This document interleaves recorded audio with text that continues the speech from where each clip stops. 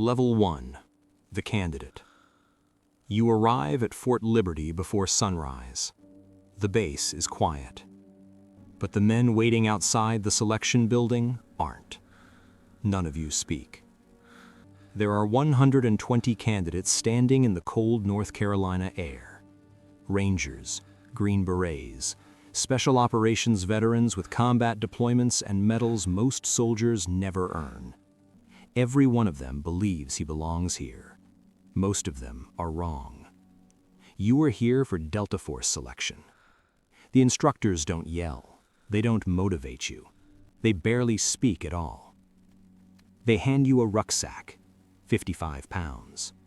Then they point toward the Appalachian foothills and give you a map and compass. No GPS, no teammates, no second chances. Your instructions are simple.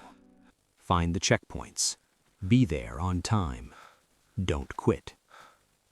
The first march is 18 miles. The terrain is worse than expected. Mud, steep ridges, pine forests that swallow landmarks. Navigation errors cost hours. Men start disappearing. Not dead, just gone. You see one candidate sitting against a tree staring at his boots.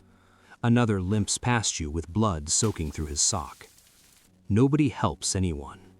Selection is not about teamwork. It's about endurance. By day 4, the rucks are heavier. By day 6, the distances grow longer. The instructors say almost nothing, but they watch everything. Then comes the final event, the long walk. Nobody tells you the distance, only the weight. 75 pounds. You start before dawn. The hills never end.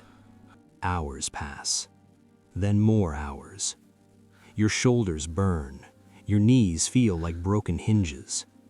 At some point, you stop thinking about the finish. You just focus on the next step. Late in the evening, you reach the final checkpoint. The instructor looks at your number. Then he nods once. No congratulations, just one sentence. Be back here Monday. Out of 120 candidates, only 14 were invited back. You are one of them. Level 2. The Operator in Training. Operator Training Course, 6 months. This is where they turn soldiers into Delta operators. You learn shooting first. Not basic shooting. Shooting under stress. Hundreds of rounds per day. You practice clearing rooms until movement becomes automatic. Door, corner, hallway. Then demolition training, breaching charges, explosives powerful enough to tear open steel doors. The math has to be perfect. Too little charge, and the door stays closed. Too much charge, and the people inside die before you even enter. After that comes hostage rescue. You practice shooting targets with hostages standing inches away. The margin for error is measured in millimeters. One mistake, one twitch of the finger, and someone innocent dies. The instructors don't need to threaten you. The consequences already do. At the end of the course, they present the badge, the Delta Force Operator insignia. Small, almost plain, no ceremony.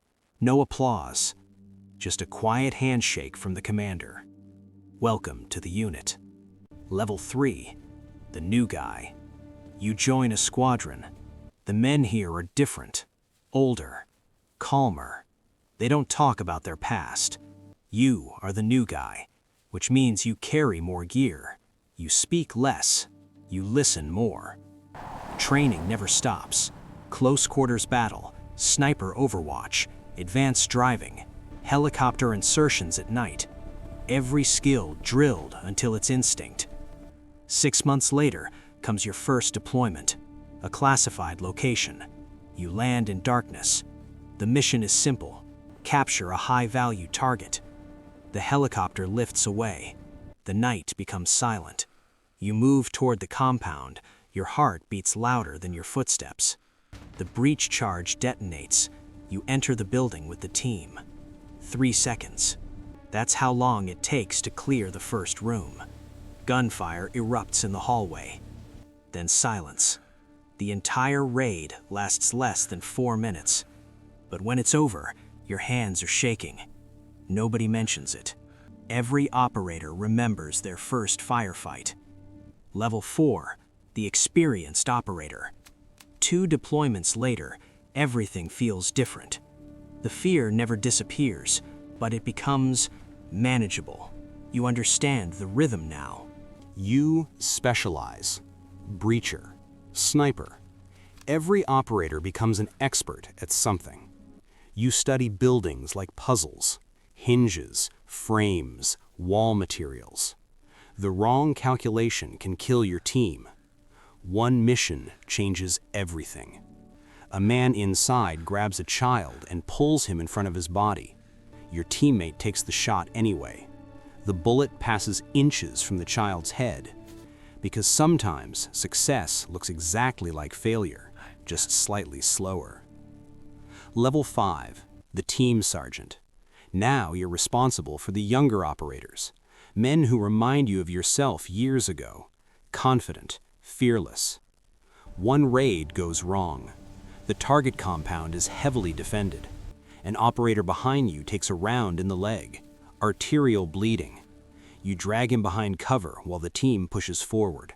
Tourniquet, pressure. He smiles and says he's lucky. You both know what he really lost.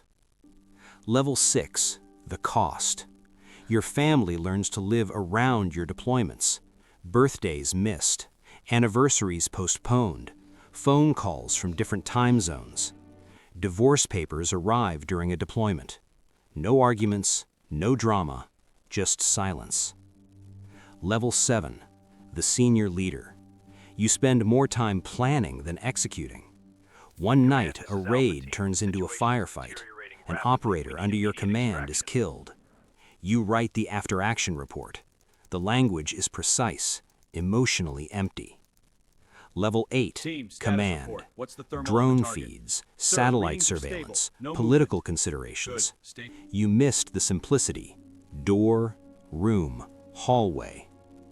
Level 9, retirement. Your body begins to fail. Knees worn down, back injuries. You retire quietly. No media, a small ceremony inside the unit headquarters. Level 10, the next candidate. Another group stands outside the selection building. One day, one of them will stand where you once stood, older, experienced.